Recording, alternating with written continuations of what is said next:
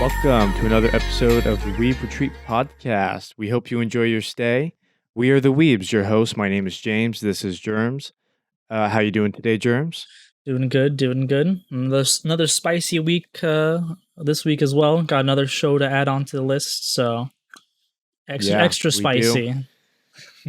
Extra spicy, yeah. As always, we have a lot to talk about today. Thank you for joining us for this third episode of season 2. I think we're on.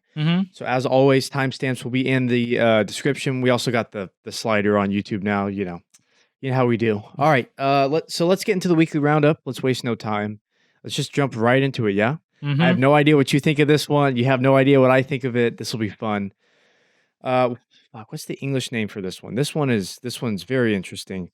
The Itaden Deities know only peace, or that's one of the English translated titles we have. We have 2 episodes out. Very interesting summer season we have here. So we've seen episode 1 and 2. This will be our first impressions of the series, and I humbly hand it over to you, Germs. What do you think of this show? This is absolutely wild. It completely blew me out of the water what I was expecting in a lot of different aspects. Like, I was looking at it and I kept getting trapped into a little trap of like I see like the cute designs. Oh, Kobayashi. Oh, it's nice and cute, and then fucking shit just it hits hard, my dude. It's like woo, get hit with I forget when it happened. It was near the end of the first episode and with the last scene of the first episode. It was an absolute. It just hits like a truck out of nowhere. It's like, oh my god! Wait, this isn't for kids. This is an actual like. Well, I'm sitting there. I'm watching it. Right. I'm thinking, okay, like these Itaden, these godlike sort of creatures, whatever you want to call them, they come from human frustration or human emotion or whatever. Like we kind of understood that they pop out of nowhere. So I'm like, oh, okay, she's gonna get saved. Like, this is the classic trope, we get to see them kind of saving humanity, but no, they do not save humanity at the end of that first episode. Yeah, they do not come to the rescue at all. Yeah, so like that, and I really like that. Like, I didn't like it, obviously, who wouldn't? But just like the story wise, it's very fan. It's really like. It's not afraid to go hard into the like spice stuff. Like, they've been lazy for the past 100 years. This is one of many times this has probably happened. And it's just crazy, like the thought of like, and like just the way they were talking about it, like interspaced with showing those scenes. It was like, oh, and like the music was like really well done. It's not like it's like a happy, cheerful music while this, obviously horrible thing is happening, but like just the music and the way it was going and like the thoughts are like, hey, we haven't really done much in the past 60 years. Oh, there's been wars and all this crazy stuff happening, and we haven't done anything. And it's like, yeah. And it's like, and it keeps jumping back to the nun, and, it's just like, wow, like, it's pretty wild. Like, the gods, they're supposed to help humanity haven't really been doing anything. And this is what happens. And it goes serious and deep into that. It's not like it's like, like as you said, like the god, they just need to show up and be like, oh, now the day is saved. That's not how the real life works sometimes. So it's like, wow, this is like, it kind of hits me like how The Boys hit me. If you watch that American TV show, it's like, oh, superheroes, they're all cool and all, but like in reality, they're not so cool. So I think this show is really interesting on what it's doing, not just trying to do like what is doing. It's not like it's like hinting at these things. It's showing the raw, hard, tough to watch and look at scenes here, and it's really interesting to me. Even though I obviously like the scenes, but what the story is doing here and the kind of themes it's showing here, I really enjoy. Now, what are your thoughts on this? I kind of went on a big tangent here. Well, yeah, you went into feelings based. I think we should, for any viewer that hasn't seen it, we should probably give them some context. So what we're referring to that was really jarring was a rape scene at the end of the first episode, and this is a Mappa anime. With sort of a cartoonish look. I mean, I don't really. It's just a different art style, so. Yeah, I kind of got like more children slash cartoonish vibes with it, but with high production, and then you kind of get hit with that at the end of the first episode. You're like, whoa, what, Whoa. what was that? And then episode two, I guess a little bit more lore building. I just find the concept of the show really interesting. And I don't even know if I like it, to be honest with you, dude. I don't really know if I like this one at all, but basically, uh, this girl, Rin, she's one of the deities. She's preserving a seal that has locked away demons for 800 years. And I don't know. This one's so weird, man. I don't even know how to describe it.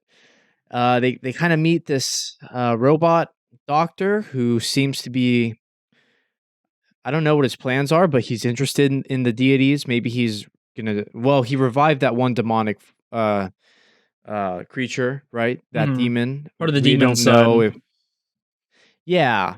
I get the feeling that his little squad there at the end of episode 2 was deities, though. So, or gods, whatever you want to call them. So I don't know. I don't know if he's using. I mean, he's the bad guy, right? He's the villain of the show, or at least he's not. He's the antagonist for now. But I don't know, man. I honestly am at a loss for words for these first 2 episodes. It's a very interesting show, and my first thoughts are kind of jumbled about it. I have no idea if I'm gonna like this one or not like it, but you can't say that it's not interesting. You know what I mean? And that's one thing that shitty anime can say. If you can at least have an opinion about something and it's not so bland and boring that you have nothing to say about it, then that's at least a good starting point. At least this one is interesting enough. Something unique.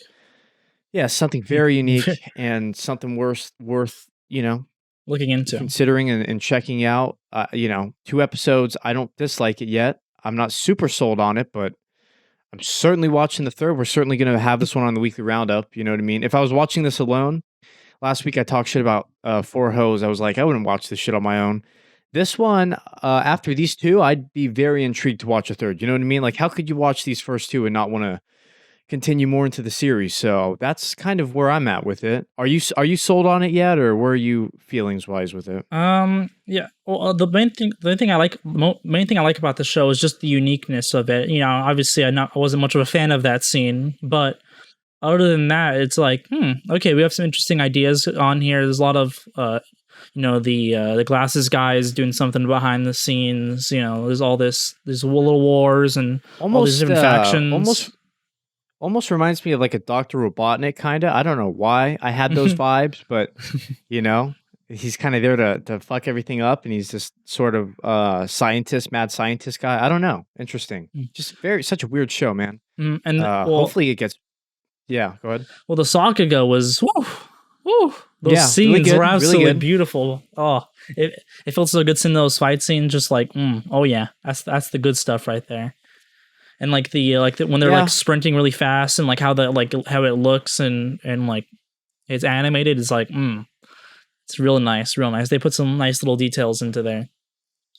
And they always have a trail running behind them. Again, just Sonic vibes. I don't know why, but yeah, it is worth saying this is a map production. It is very beautiful looking. Again, some people might not like the art style, but as far as the animation is concerned, the animation is great. I mean, I didn't see one bit of a still frame. Everything moved beautiful. The fight scenes were great.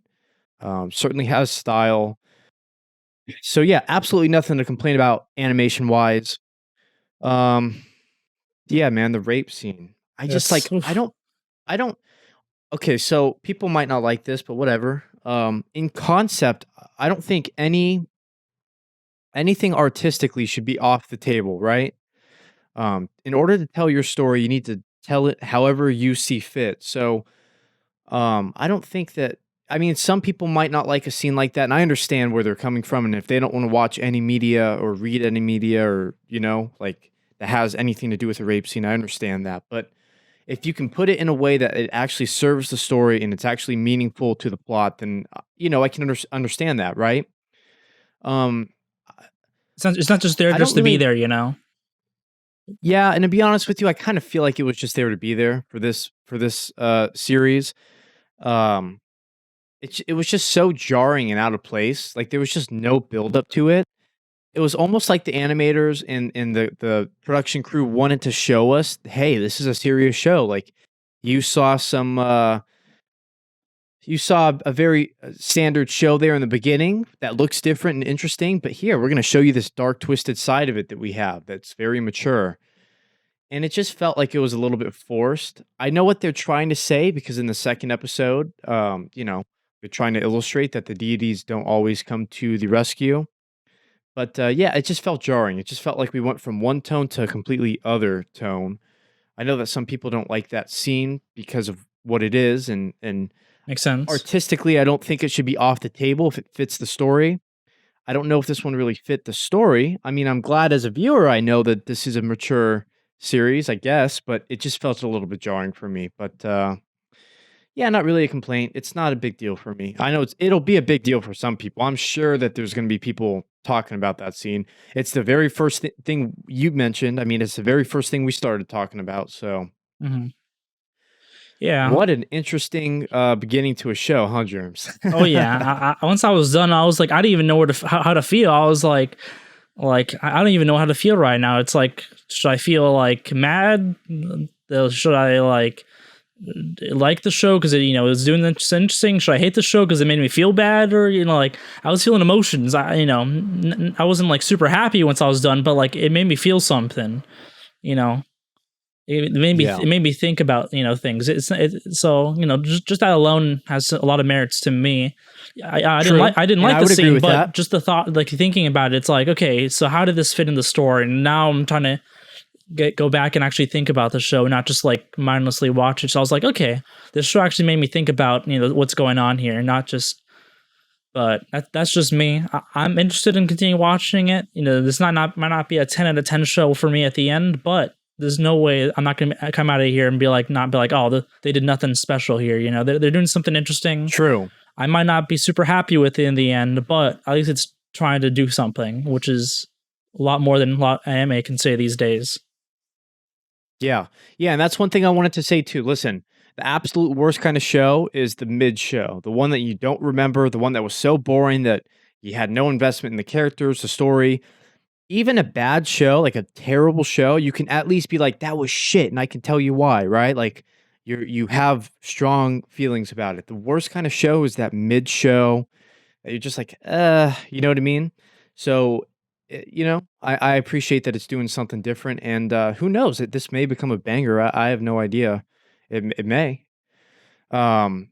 Only slight thing. Again, a slight thing. I always have to say what I feel with these shows, right? Pacing did seem a little bit fast. 2 episodes and it's like, whoa, okay. The second episode was a lot better than the first, but by the time we were done with that first episode, I'm like, whoa, she's defending a seal from 800 years ago. They're training. You have this smart guy. You have them fighting this guy who's trying to revive a demon, but he turns out to be an android, a robot. It was, and then you had that scene there at the end. I was like, wow, that was a lot for the first episode. Hopefully they tone that down a little bit. Maybe they were trying to really hook us with that first episode, but the pacing was a little bit fast for me for that first episode, but the action scenes were great. So yeah, interesting. The Itaden Deities Only Know Peace, episodes 1 and 2. Final thoughts from you, Jerms. What do you final thoughts? Yeah, I'm not gonna say I super like this show. I'm saying I'm really interested in seeing more of this show and seeing what it's got to provide to us. So I'm gonna keep watching. Yeah. There's something I want to see every week so far. What are your thoughts? I wholeheartedly agree. Guys and gals, comment down below. Are you guys going to check this one out? And if you didn't, has any of the content we talked about intrigued you to go check out the show? Or has it maybe turned you off from watching a show like this? Very curious to see what the community thinks about this one. This is such a, this is almost like, well, you could talk about this one. Maybe it's not, but it's almost like Sunny Boy in that you could tell this is a very artistically different type of show than, the normal typical anime out there. So very curious to see what the people have to say about this one. But let's get into something a little bit more familiar this week. Miss Kobayashi's Dragon Maid Season 2, Episode 3. What did you think of this week's episode, Jerms? Just the good vibes, the good vibes. It was a nice little watch. Seeing I'm not too much of a fan of the Kana's friend. Lumu? Yeah. Kana's friend, Saikawa? Yeah. The little girl? Yeah, she's a little... You don't like her? No, I don't like her. It's just like, she's just a little too crazy.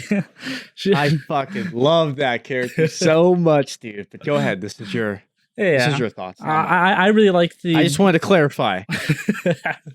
I really like the scenes about the maid dresses and Kobayashi's thoughts on her, watching her talk about maids and dresses, like go into her otaku mode. She's like, yeah, she's the master of the maids. So just hearing her what she wants, her like oh, I wanted to dress up, cute dresses and stuff, and I was, no one liked it or whatever. It's like, but just like really nice. That part for me, I really enjoy that. The first part wasn't too bad. It was nice. The friendship between Lulu and Kana and the third girl. But I much liked the second part a little bit more. It wasn't too much of a banger of an episode, but just a nice, as usual, just nice Kobayashi episode. What are your thoughts? Yeah, it's a Kobayashi episode is the best way to say it. I'll tell you what, man, though. Yes, it wasn't like a banger of an episode, but because it was a Kobayashi episode, that's why I love it. Because I just fucking love Kobayashi. You know what I mean? Feels good. Yeah, the first two are really to set up the season. Mm-hmm. This is settling into season 2. This is a normal Miss Kobayashi episode. You know what I mean? Like very... like we have the new character. We're the first half was kind of dedicated to her. I gotta tell you, man, I thought Kana was so fucking cute this episode. I think she's like the cutest, character in the show by far, obviously, but probably in anime in general. Her voice actor. You know what I mean? So cute. Saikawa, funny as hell. a little bit crazy. But that's how it be. Yeah, and then the second half dealt with the maid costume, like you said. I thought it was great that they brought in the neighbors from the first season. We got to see them again. That was really cool. Mm-hmm. We got a season 1 OP cameo. Remember on the TV? They had that song playing. And I'm fresh off season 1, so I was like, hey, I recognize that. Yeah, good. I honestly, I like the first half more than the second half, to be honest with you. But that's just because I just like the relationship between Kana and Saikawa. I just think that they're so fucking funny together. And then obviously it was some character development for Illumu, and the big titted one showed up there too. So we got to see her a little bit. Don't get to see her all the time. Yeah. I just thought it was a very strong episode. New ending. Did you catch that? Or new animation for the ending. I went back and checked the first 2 episodes. I'm like, this looks different. Oh, I didn't check. I'll have to check it out. Yeah, I don't know. Yeah, not a big deal, but that was cool to see. I don't think they did that in the first season at all. Yeah, I thought it was great. This is Kobayashi. You know what I mean? If you made it a season in and you're starting the second season, it's going to give you what you want from the it's going to get you what you want from the first season. I mentioned being a little bit nervous about Illumu being like a central character. This was perfect. They had her in the first half to develop her a little bit because you have to, right? She's a new character. And then the second half was all, the whole gang, the whole squad, Kobayashi and Toru and everybody, you know what I mean? So I thought it was a perfect balance.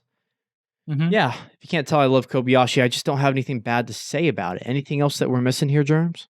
Oh no, I think that's it. It's always nice and nice structure to the show. There's never like side plots going on mid thing. It's like we do one thing, next thing. It's nice and simple. Well, that's what Kobayashi is all about. Nice and simple. There's no crazy things going on. Sometimes when the plot gets a little more serious, like the first season, then it goes to there. But usually it's just we go right into one thing. We're gonna focus on this one plot or theme, and then do it. Then we'll go on to the next one. It's nice and it feels good all the way through, as it usually is. Well, yeah, and I think I've said this before, I like the structure of their episodes. Typically, the first half is something a little bit more fun, lighthearted. Second half is where it kind of hits you with the feels, almost kind of similar to Nagatoro? Almost similar to Nagatoro in a sense. I know they're two completely different shows, but Nagatoro had a very similar, because Nagatoro was also very episodic, and the first half would always be something a little bit more fun. Second half would be something that pulls on the heartstrings a little bit more. I guess I'm just a sucker for that format. So yeah, I thought it was great. Final thoughts from you, Jerms, on this week's episode of Miss Kobayashi. Yeah, really happy with the episode. The one, if this was like a normal anime, I'd be like, oh, the downside, what's the theme here? What's the plot? The overall plot. But with Kobayashi, I'm like, okay, I come back in this new week. Oh, what's happened with the family this week? It's a more realistic homey kind of feel. It's like, okay, you're gonna come home and you're like, okay, what's happening this week? You come back, oh, something new. Oh, nothing new. Okay, let's go. Let's go relax. Let's go. It just feels nice. It just feels nice. I imagine, as we go further in the episode, maybe we'll get a central plot line going on. But for now, it's just, possibly, yeah. It's just relaxing, relaxing with the family. Yeah. Yeah. Very wholesome. It's a slice of life. It's Kobayashi. So I would actually bet money there's probably not going to be an overarching theme. I think Alumu, the new character, is probably going to be front and center for a lot of the season because, she's the new addition. But it's slice of life. It'll probably be episodic, maybe until the last couple, and then maybe they'll have a little arc to end out the season. But that's what you get with Kobayashi. You either love it or you don't. We both love it, and we hope you guys love it. Comment down below. Are you guys checking out this season of Miss Kobayashi's Dragon Maid? We think it's doing pretty well right now. All right, this one we thought Itaden was going to be the very spicy one to talk about this week. We have something just as spicy, in my opinion, for what's happened here. But we have, and it's still one of the worst titles in all of anime, Peach Boy Riverside, Episode 4. Before I hand this over to you, I have to break tradition here, Jerms. I have to tell you something because it has to set the tone of how we talk about this. It probably might change. It certainly changed a lot of what I was going to say this week. You might even know this. Again, guys, we don't rehearse these things. We don't know what we're going to think. Sometimes we disagree on episodes. So yeah, off the cusp here. I don't know if you know this or not. There is a broadcast version of the show, and there's a chronological version of the show. What? This week's episode was the first episode chronologically. Makes sense. So I assume when they drop the Blu-ray, this is actually episode 1. Then the episode 1 we had would be maybe 2, I guess, and then they can carry on from there.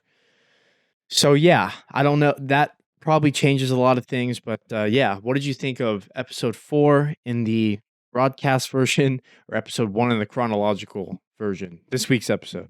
Well, it makes a lot of sense because this should have been episode 1, which what's exactly what it is technically. I was just like, okay, I'm waiting to see from the cliffhanger of last week. It's like, okay, which side is she gonna pick? Yeah, but nope, just like completely just. It makes so much sense. It makes so much sense. Like this you didn't know that though, right? I didn't know that. You didn't know that before I told you. Yeah, it's so weird. I was watching it. I'm like, this should be episode 1. Like, why couldn't this be episode 1? It's like, okay. It ended off with her singing the foul, so it's like, yep.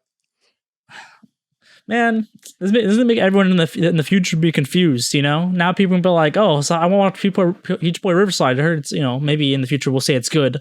It's like, oh, but you got to watch episode 4 first, and then watch the chronological version. Yeah, it's dumb. It's dumb. It's funny because we're Americans, right? We're English speaking, so. This is a foreign media that we're consuming. So the only way I even found out about this, bro, you can't on English Google, you can't just type in Peach Boy Riverside and you're going to get a ton of articles about it, right? So I had to find out through just comments, you know what I mean? On Mal, on Reddit. Again, people piece this together, people who can, because they put out a press release saying that this week's episode is going to be, there's 2 different versions of the show, a chronological version and a broadcast version. And so again, we someone who could translate it I saw in a thread talked about it.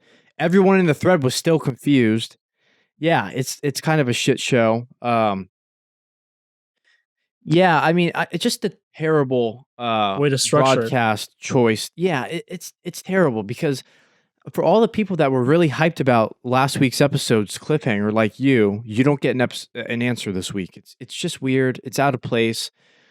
I was thinking, I'm like, this could have been great as like episode 2 if they wanted to have that first episode, then have a backstory to that.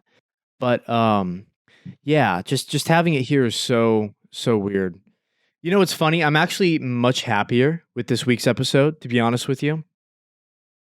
But yeah, just a terrible choice in how they're choosing to release the series in its broadcast format. What about the content of the episode? So yeah, we meet. Yeah, go ahead. What'd you think about it? Yeah, I think it was pretty nice. You know, got to see her backstory and how she met Makoto. I think that's what his name is. Mm-hmm. So it is. And see a little bit of their history and why she's on this adventure and why she left her country and all that kind of stuff. So yeah, I thought it was nice and maybe a little slow for me. I like a little bit more fast. So yeah. So I maybe would prefer this a little bit more, but it makes sense. There's only such a limited time we had with this episode. With this being chronologically, they can't do anything more than meet Frau. So. It makes sense why it was maybe a little bit more slow paced to me, but not bad. I wish this would have been like I guess episode 2 would have made sense possibly for how this could have gone. But I can also kind of see why they maybe put this episode here for some dumb reason, because I can't. I think it's fucking stupid. I think it's a terrible choice on their part. Well, I think it's terrible. You can't leave your audience on a cliffhanger like that and just go back to an episode. Like they didn't even, if this was supposed to be the chronological version, right? And they're like, okay, we're going to answer the cliffhanger at the end, but we'll give you this little backstory and we'll tease you throughout the episode. Okay, they could really get us hyped, but no, this is the first episode of the series. It's terrible that they're showing it to us now. I think it's weird. I think it makes episode, this is going to piss me off so much. Episode 3, which was last week's, which would be episode 4 chronologically, last week's episode, it makes that episode look worse because, and I thought that, because remember I was bagging on that episode, Sally sees Makoto, and if she was searching for him this whole time, it almost seemed like it wasn't a big deal to her. It just, the pacing in that episode was horrendous. I like that we have an episode 1 that gives us more context, but please, when next week's episode comes out and we get back to, on episode track 5. with the actual story. Episode 5. Yeah, episode 5. they need to almost retcon some mistakes they did in the previous episode because it just felt like it flew by. Maybe give us more time with Sally and Makoto because she was searching for him this whole time. Why wasn't there eventual meeting in the city, right? The city where they're having the tournament. Why wasn't that such a big deal? It felt like it was like a, and then there was also no, again, I'm bagging on last week's episode, but there was no build up to, what's his name? The guy, priest? Hawthorne. Yeah. Oh, no, knight or whatever. That yeah. Nothing. Why is he on the journey with them? Why is he on the journey with them? Is there another fucking chronological episode? In maybe we won't even get maybe we won't even continue the plot next week, Jerms. Maybe we're gonna get episode 4, fucking whatever. 4 episode 4, which will make episode 4 episode 5 actually. I know. Isn't this so stupid? But yeah, if they could explain why he's on the journey with them, and if they could make the meeting between Makoto and Sally matter, because again, that's the premise of the show. She's searching for him. I get that's what I thought it was. But yeah, as far my gripes are with the order that the series is being presented to us. But in terms of the actual content, this week's episode was solid. I even liked the fight scene when he fucking busted up all those ogres at the end there. I thought that was cool. Yeah, I thought it was a good episode. It's just the sexual structure of the show is the main problem. That's the main problem. And listen, they can retcon it if they want to do this chronological bullshit and give us some more space in there, and fine. You know what I mean? Because at the end of the day, when they release the Blu-ray and it's all in order, that'll be how I guess you could judge a show like this. But in terms of judging it week to week, it's a mess right now. But Yeah, it's a origin episode. It's episode 1. Yeah, final thoughts from you for this week's episode of Peach Boy Riverside Jerms. Yeah, I thought it was nice. Not like great or fantastic to me. You know, it was a little bit slow to me. But now we get to see a little bit more of her. You know, we can see her past and why. You know, she kind of is how she is. But yeah. That's it's nice. That's simple. It's episode 1. I'm not can't really get too crazy with that. Yeah, and I'm very glad that we got this one. Now they need to go back and fix last week's episode because that shit was, the pacing was terrible. Everything was terrible. Everything up to last week's episode, I'm fine with. But please do something about last week's episode. Give us more fucking flashbacks if you have to. But this was good. We finally got episode 1. Just such a weird way that we got it. All right, so let's move on here. We have girlfriend episode 4. We still don't even have 4 hoes yet. We're up to 3 now at the end of this one. Hey, we're one closer. I know. What did you think of this week's episode, Jerms? I liked it. I liked the way they introduced the new girl, and how they got all that, and how she's now joined the harem. So I think it was nice. Nothing too crazy. Some of the reasoning was kind of dumb, but yet kind of made sense in a way. It's like, oh, look at her thumbnail. I'm like, it's like, oh, I thought I changed the thumbnail. It's like, oh, I saved the picture.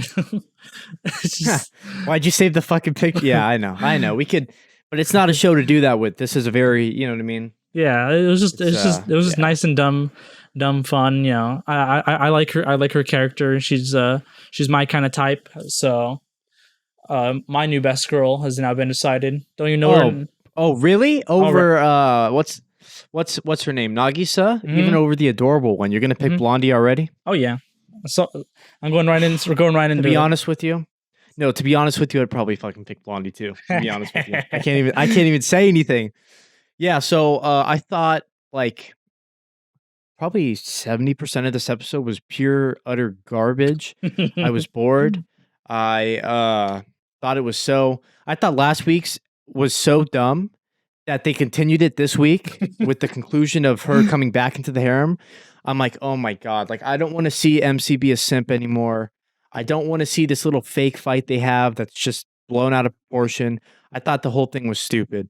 Then we have the 2 hoes bonding between video games and YouTube, but they don't call it that. I forgot what they call it. It was funny, but I thought that was boring as hell too. Oh, I kind of like that. I kind of like those interactions. I know you would. I thought it was terrible. The only thing I liked of this episode was Blondie showing up. That's it. Because at least with her showing up, at least we're getting somewhere, and at least we have a new fun character to talk about. But I'm kind of getting tired of the first 2 hoes, to be honest with you. I think God. Redhead is a complete bitch from last week's episode, right? Hated that shit, and I hated how he simped after her. And then, the cute one, I like her too, but, you know how you have, like, that really nice friend? And it's like, okay, like, this is really cool, I have a nice friend, but, like, they're, like, so nice, and they never turn it off. It's like, are you being fake right now? It's like, I know that it's an anime, I know it's fictional, but she gives me those vibes. It's like, ugh, is this bitch nice all the time? Probably, that's probably how they wrote her, but, you can't be nice all the time. That's too much nice, you know what I mean? But yeah, we have Blondie. Blondie seems fun. Probably more fun than the first 2 hoes, to be honest with you. So I'm much happier with this episode than last week's for sure. And I don't know. You want to talk about that first half that I didn't like? What'd you like about it? Well, I just liked, they're bonding a bit, They're going to be in a relationship with all three of them. So at least the 2 of them are kind of, bonding together, not just over him, So I kind of like those little playing games like, oh, I played this game for 100 hours. Still bad at it. I have some friends just like that, They play. And they sleep over at his house. I mean, this whole thing is completely unrealistic. But I think that's why I don't care for character development, Jerms. I think the premise of the show, I'm past trying to like fall in love with the story or like try to like make it believable and like invested. I just want some dumb fun here. And the blondie was dumb fun, so that's why I was happy. To be honest with you, I don't need character development. I just need a shit show. At this point, I just want a shit show with this show. You know what I mean? So if they can just, and not last week's shit show. That was fucking stupid. That was just dumb. That was not dumb fun. That was just dumb.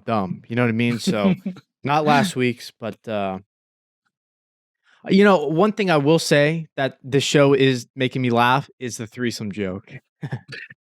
I think, I like running jokes. He keeps bringing it up. He brings it up, then bam, he gets socked. I think that's funny. Childish stuff the caveman in me thinks is funny, but yeah, much.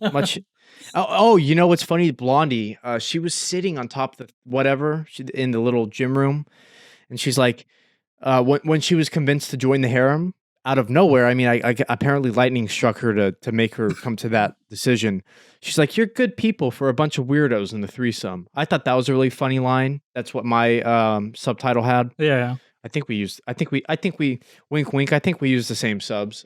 So yeah. Final yeah, I don't know. It's 4 hoes. I like the blondie, I guess, but the other two hoes are kind of becoming old news for me at this point. Now I'm curious about the gray hair one, because the gray hair one is in their class. I keep seeing her. So if you have a girlfriend, you have this other girl who loves you, and they kind of make it work. Then you have a blondie who's like, I guess I'll join too. Like, how are you going to get a fourth one? Like, how are they going to write the gray hair one into this harem? Is she like? I think she's gonna like one of the girls and be like, no, she's mine. Like, if you're gonna have her, then I have her too, or something. Because she can't be like Blondie, where she's just like, oh, you're good people. I want to join the threesome. Like, I don't see that happening. So I don't know. Well, she's Saki's friend, so probably that's the angle. She'd be like, oh, I love Saki. That's what I'm thinking. Because she can't, if they write her like Blondie, where she's like, oh yeah, I guess I'll join this too. That'll just be so stupid, but Final thoughts for this week's episode of 3 Hoes, Jerms. I liked it. It was nice and fun. I like the little moments between Saki and Nagisa. I love Blondie. So it was a good episode for me. Good episode. Loves Blondie. Strong words from Jerms. Yeah, guys, are you guys watching this train wreck with us? Please comment down below. And are you enjoying it as much as we are? Everybody loves to see a good train wreck right in front of their eyes. All right. We talked about bland and uninteresting before. Oh, sorry. You have to give your thoughts first. Let's move on to Boku no Hero, My Hero Academia, Season 5, Episode 17. What did you think of this week's episode, Jerms? It was nice. I like the Endeavor stuff. We're really seeing the beginning of all this Endeavor stuff. Spoiler, I guess. Seeing Endeavor's story and all this kind of stuff. So I liked how some of the moments are really nice. I'm still like, I feel like Bakugo just feels so out of place, but in a way he does kind of like break the tension. He kind of just breaks the tension.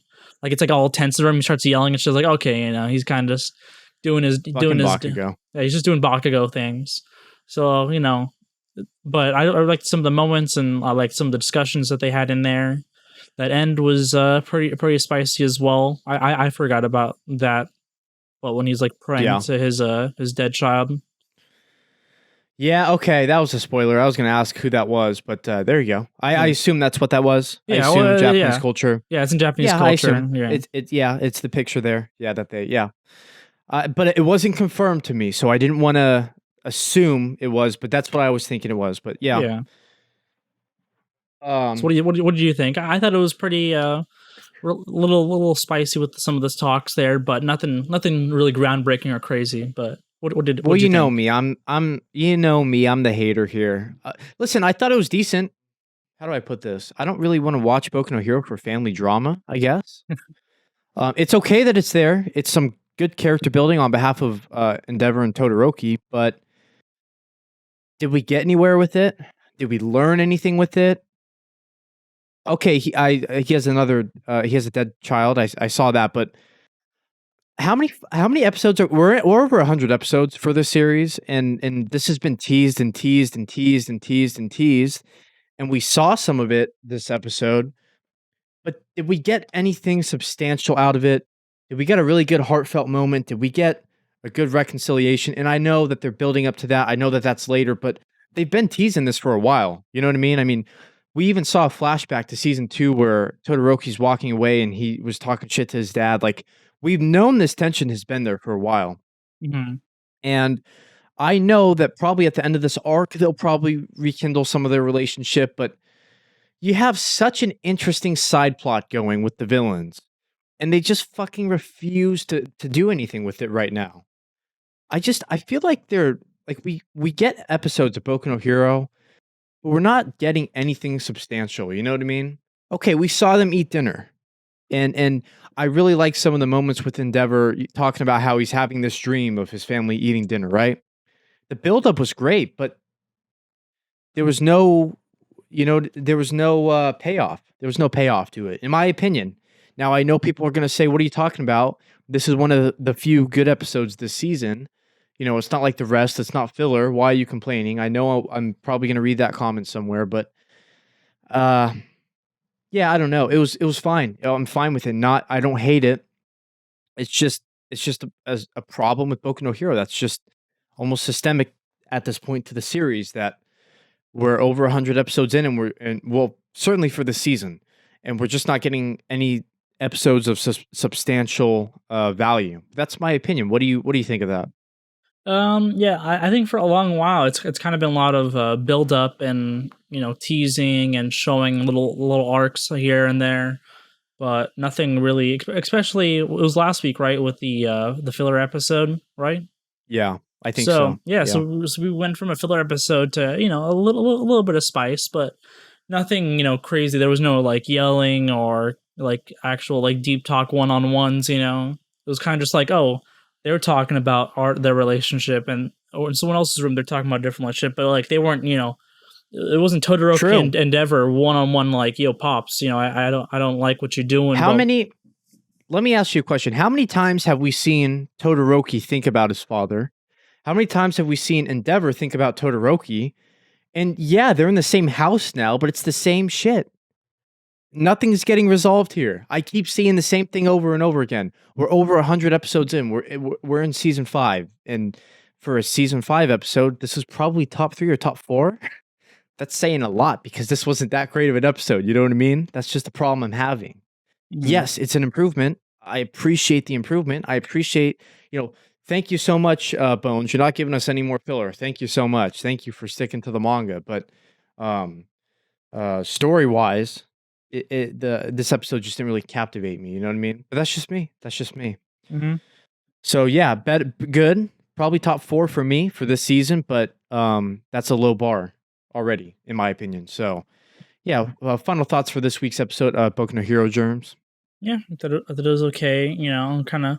I'm just mostly just remembering some of this older stuff. I'm like, oh, I remember it went spicy, and it's like maybe I just tried to forget about all this. Maybe kind of I just started zooming through this when I was reading the manga, because I just like I remember the stuff, but it's like I remember the spice. I'm like, okay, yeah, spice is coming up soon, but I there was a little bit. I guess there was a little bit more filler between. Well, not filler, but a little bit of mess stuff before we get to that good spice. Because I know once we get to once we start certain arcs, it's like, oh yeah, this is gonna be fantastic. It's gonna be top tier stuff. But it's like, how much garbage do we gotta dig through to get to that that gem? Yeah. So I think that's just like a big thing of Boku no Hero. It's like, how far do we got to keep going until the next big thing? It's like, okay, I watched like 14 episodes, then we have a big arc. Okay, another 13 episodes, now we have a nice big, good arc. It's like, how many times do we got to keep doing this? Well, that's how Bones is doing it. That's the way that they're orchestrating the dance here. I bet you when you did read this in the manga, it probably did fly by. But they're going the route that One Piece went, which is there's not a ton of filler, but in order to extend it out, they make slower paced arcs. You know what I mean? They take arcs that should maybe be a couple episodes, and they make it fucking half a season, which the first half of the season pretty much was, right? So that's just the way they're doing it. That's the formula. They've done it, almost every season until now. It's just that every season has a good half and a decent and a slower half, right? we're at 17. We only got 25. I'm waiting for the good half. I don't know. You would know if it's coming or not, but yeah. So yeah, that's Boku no Hero. Not a bad episode. Just not the best season, but yeah. A nice talk about the episode though. Nice discussion on that. Yeah. And again, if you ever feel good about these episodes, I don't ever want to bring you down, but Boku no Hero has just put me in such a mood at this point. You know what I mean? It's just such a long running show, and you weekly. know, Watching weekly is a little bit of a letdown. Yeah, you know what I mean. All right, so let's get into a high note here at the end. We have this week's episode of Tokyo Revengers, episode 16. So yeah, very interesting turn of events. We're getting a lot of flashbacks, or not backstory, I should say, this week. What'd you think of this week's episode? Ooh, what a wild episode! You know, I was want to bring this up as just to bring it up, just because I keep remembering every time, because me and my friend keep talking about it, but this is all middle school. It's like especially in that flashback, it's like, oh my god, they're riding like motorcycles back in like elementary school or something. Like, well, yeah, I was curious about that too, because the flashback is in 03, right? Yeah. So when the fuck does the actual story take place? Like, I assume 2010s. Like, how young were these kids? Because I can't tell. Takemichi looked, well, I don't know about older, but he looked like the same age between his current self and him going back to the past with the blonde hair. So I can never tell what fucking age these characters are. You know what I mean? Mm-hmm. I can never fucking tell what age they are. So yeah, it's always just like a dumb note. It's like, oh, all this like kids, you know, with motorcycles and all this crazy stuff at, you know, elementary school. Like, Japan's just, you know, they're just hardcore, man. They're just hardcore. But you know, enough about that. It's just a little nitpick. But very interesting episode. You know, seeing, you know, the old gang, Mikey just in his little scooter. You know, runs out of gas. He's like, the first half. I forgot about the first half. Yeah. There's a lot of spice in the second. I just want to get to that first half just a little bit. Yeah. Let's do it. Yeah. Yeah, but just seeing that was a funny first half. Yeah, just like, oh, well, I'm out of gas. Well, who's gonna? Who's taking it? You know, and like, you know, seeing the gang, that other random gang show up and be like, oh, you know, it's like, okay, yeah, that are like a little bit older. They're probably actually like middle school or middle school or high school, whatever. They're all the same thing in Japan. It's so funny, dude. I know it's a story, but we're just kind of poking fun at it. I understand, but Japan has like one of the lowest crime rates in the world. It's like, fuck, man, how many little gangs of middle schoolers do they have running around, man? I get it. It's a fictional story. I get it. It's just funny to point out, you know. Yeah. But yeah, funny first half. And it's like, okay, you know, he's, you know, Baji takes the bike and he has to walk it, and it's like, okay, he meets up with the other gang and now they're gonna just beat his ass, and it's like, oh shit, he's all alone. Oh shit. And then, you know, he defends the bike, you know, because it's Mikey's bike and doesn't want to hurt it. So, and then, you know, our boy comes in, destroy it. He kicks his own bike, and they're all like, I can't believe who like, it's like one of those memes that's like, I forget what it's like the Andre show, whatever. It's like he shoots a guy. Who would do this?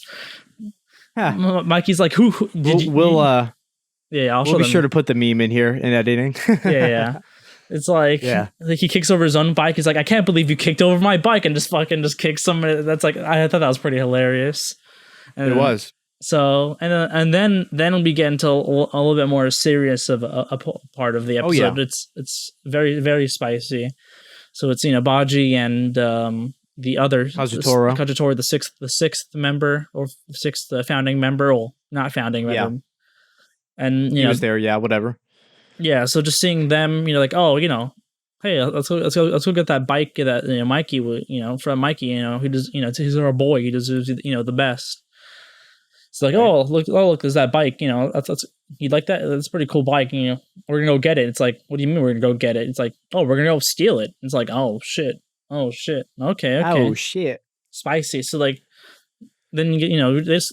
I like they skip through a lot of like unnecessary little things. Like, we didn't need this, like, they didn't show it obviously, but they didn't show us like them like prepping the whole window and like, okay, we're gonna go through this side and do that. It's like, no, we just go right into it, bam, break in, go in. Like, okay, we got the bike, breaking open the chain. Okay, let's get that, no gas. Okay, we'll just have to just take it out. But then like the other guy leaves, and I'm like, oh shit, was this like a setup or something? Like is he about to like open up the door and then like police? That's what I was thinking at the moment. Like police all around him, and he just got him, what's it called, busted. But then the owner comes in like, hey, you stealing my bike? And then the other guy just comes in behind and just fucking boom, and he's gone. He is gone. And then Baji's like, oh shit, that's Mikey's older brother. It's like, oh my god. And then Kazutora is like, well, we'll just fucking kill Mikey too. He's like, I can fix this. Let's go kill him too.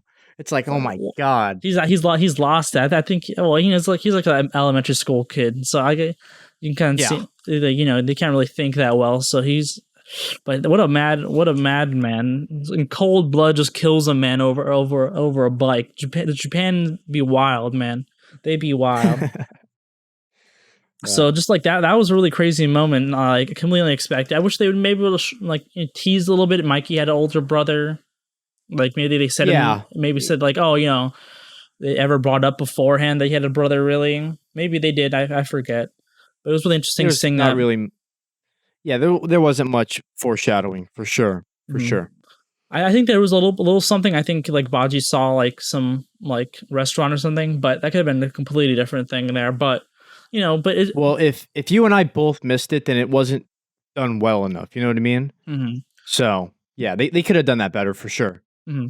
But yeah, I think it was a really interesting episode and crazy. What happened? Just killed Mikey's older brother in cold blood for a bike that, then they got arrested anyway. So now we can see the motivation for why. I don't see really why Baji's really mad at Mikey. He kind of did it to himself a little bit.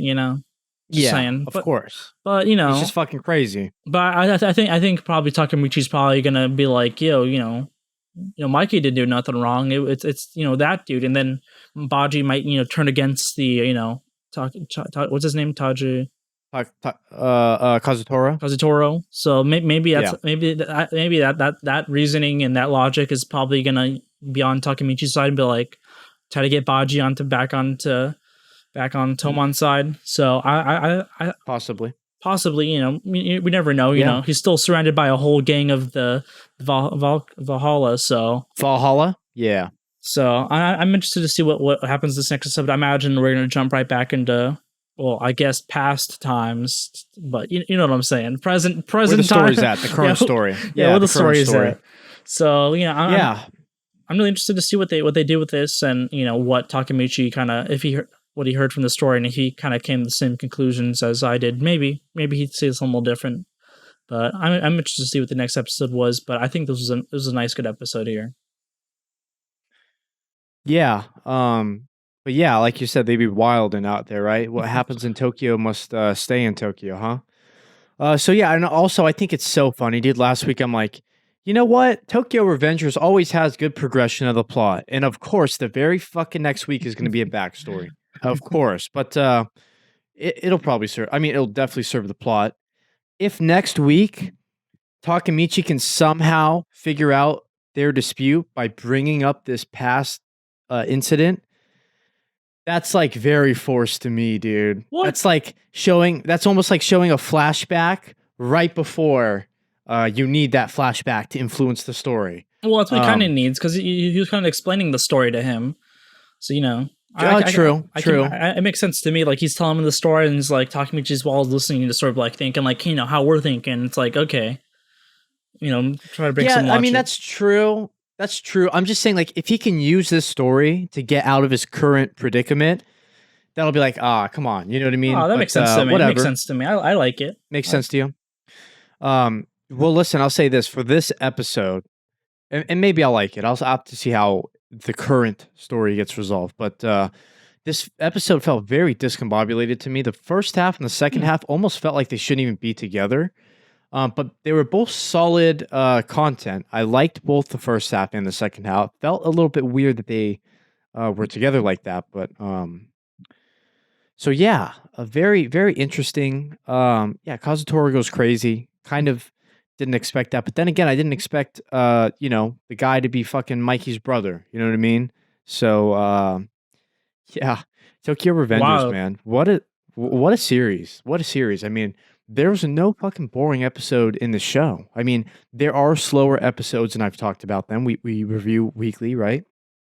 I think when you review weekly as opposed to marathoning something, when you marathon something, you almost kind of forget, not forget, but you almost kind of you put aside all the slow moments or, episodes where much didn't happen. So when you review something weekly, you're a little bit more critical when you're not getting the goods every week, right? Like we crave the goods every week. But I don't think there's been a bad or slow episode so far. I mean, there might have been one that I said I didn't really enjoy, but so far they're all entertaining as hell. You know what I mean?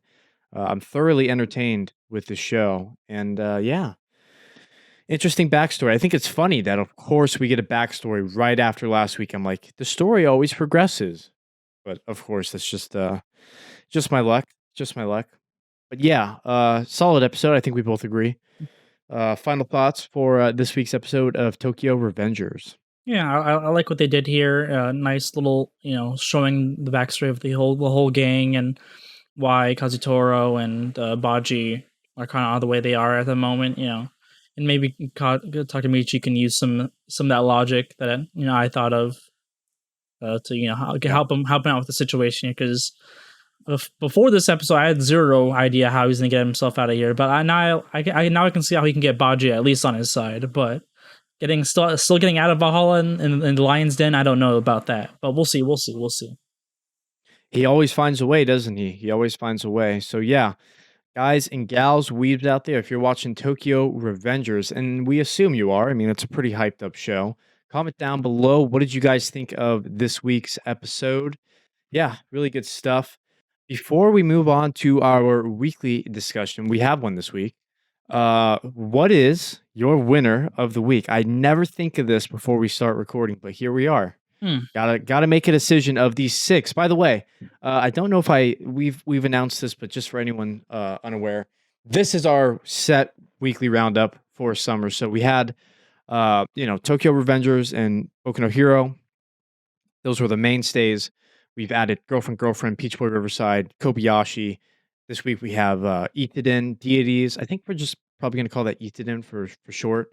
Itaden, Deities, Only Know Peace is the English translation, I think. Mm-hmm. So, yeah, that's our 6, and that's what we're staying with for the summer. So, yeah. What was your winner of the week, Jerms? What was your winner of the week? Yeah, it's really interesting because this was a lot more of a retrospective kind of week in some of these episodes here, and just from like a feeling kind of way, and how I kind of thought about how the episode was. Real quick. Let me just interject here, real quick, just to be clear, because Itaden we had 2 episodes, so in order to be fair, we'll just be talking about the second episode, the latest episode. That way, it's all one episode for each of them, right? Yeah. Go ahead. Sorry. Itaden is really interesting. It's not like it's not my episode of the week for sure. I like it, but it's not like it doesn't like hook me like kind of how probably my winner of the week will probably be. I'm just gonna say it's probably Tokyo Revengers once again. It kind of just hooks me every time. Makes me thinking about what the episode actually was. Itaden does the same, but not in like a hooks me, Well, it's not there yet. It's not there yet where you're hooked in and invested yet. Like Peach Boy was nice, but it was in episode 1. Boku no Hero is Boku no Hero. I like Kobayashi and Girlfriend. Yeah, maybe Girlfriend's just dumb fun. It's not like I'm like excited every week to be like, oh, how are they gonna progress the story here? Or like Kobayashi just feels good. It's like oh, you always know it's gonna feel good when you get it, a classic, but. The thing that's hooking me is once again Tokyo Revengers every week. It's like, okay, how are we gonna go from this last episode to this next one, and from then on, what can we do here? So I like it. It's always got me thinking about what's happening next. So that's nice. Yeah. So last week, it's funny. I had the same fucking dilemma, dude. And I bet it's gonna be like this the whole season, the whole summer 2021 anime season. Tokyo Revengers and Kobayashi are like the clear shows I'm enjoying the most. Itaden, we have no idea where that will go. Peach Boy Riverside, if it gets its shit together, I'll really like that show. I thought I would, but we need some. We're behind. You know what I mean? If this is a race, we're a little bit behind with that show. Girlfriend has absolute no chance of ever being my winner of the. Maybe they have a fucking 5-sum between all of them. I don't know, but I don't see that. Boku no Hero at this point. Yeah, I'll shut up about that one. So yeah, last week I picked Tokyo Revengers almost for the same reason as you. I'm so excited to watch that show. Out of all 6 of these, you know which one I'm most excited to see every week? It's definitely Tokyo Revengers, right? Definitely. I think we both agree on that. But I'm not going to do it this week. I'm going to go with my gut on this week. I'm going to give it to Kobayashi.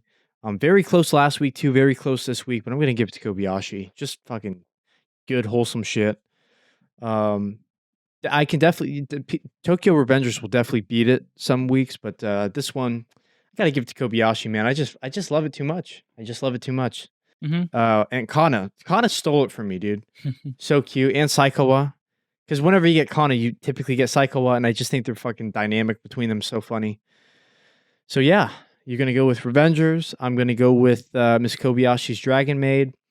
Guys and gals out there watching, what was your episode of the week? Which episode this week did you enjoy the most? It doesn't have to be the 6 on our weekly roundup. Let us know in the comments below. We'd love to hear from you. All right. Let's get into our weekly discussion here. This is going to be a fun one. So... yeah, as avid anime watchers as we are, we know what the fandom's like. We know how much they love to hype shit up. And sometimes, that could be good, right? If that's a really good show and we should check it out. But it could be really sort of devastating if people overhype a series and it turns out to fall flat on its face. So this week we want to talk about expectations going into a series. This is probably going to be predicated on anime only stuff, but we could also discuss reading manga and having expectations going into adaptations as well. Mm-hmm. But yeah, what is your overall thoughts on expectations? And do you see your expectations of a series really affecting whether you enjoy it or dislike it, right? Because you could give someone a really good anime, but if you tell them it's the best thing since sliced bread and it turns out decent, it turns out really good, but it doesn't hit that next level that they're expecting, some people might walk away with a negative opinion because it's just a little bit overrated. You know what I mean? Same thing on the flip side. If something's very underrated, something that no one's talking about, you might like more because of that sort of unique factor. You know what I mean? Mm-hmm. An example I could bring would be an OVA from the 80s. It's called Angel's Egg. People have heard of it, but I still kind of consider it a hidden gem because I think it's a masterpiece in its own right. That's a whole other. I'd love for you to watch that and get your thoughts on that. But yeah, because it's so underrated, in my opinion, I think that sort of adds to the mystique of why I like it so much. Mm-hmm. But yeah, there's definitely tons of anime that are overrated, and I think a lot of us dislike because people just let us on to believe that it'd be the best shit ever, and it's not. You know what I mean? So. Mm-hmm.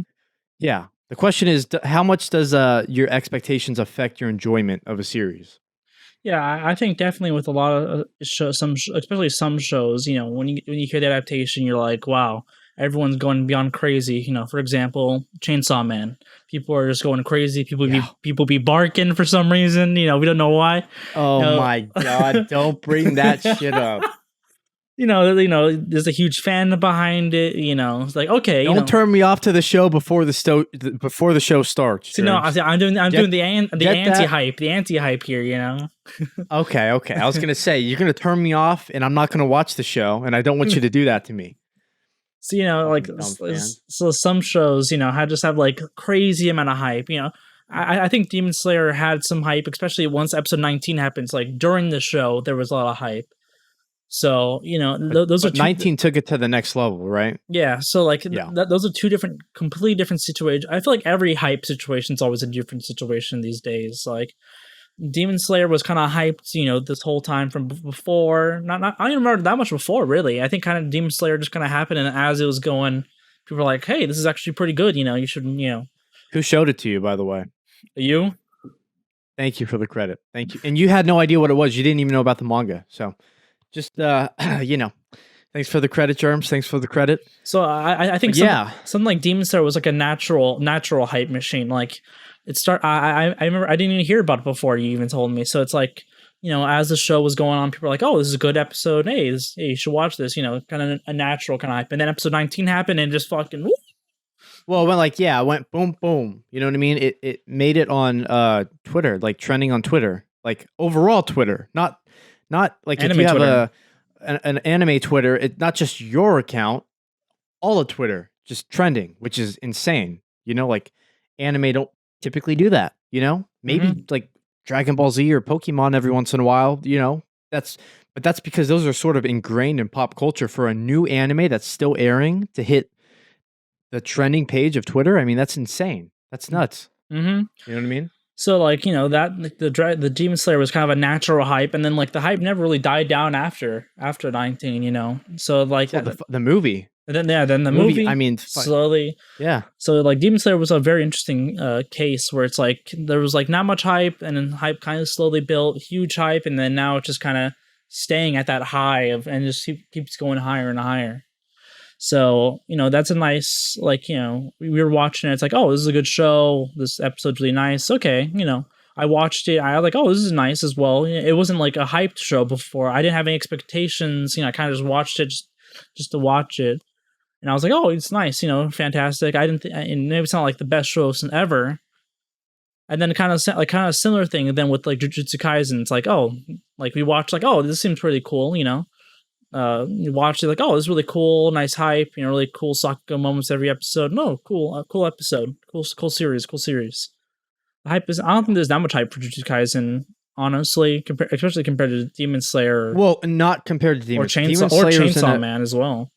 Probably. Yeah, Chainsaw Man. Yeah, I think, it's hard to compare anime to Demon Slayer right now because I don't know if we've said this before, but Demon Slayer is clearly the #1 anime right now.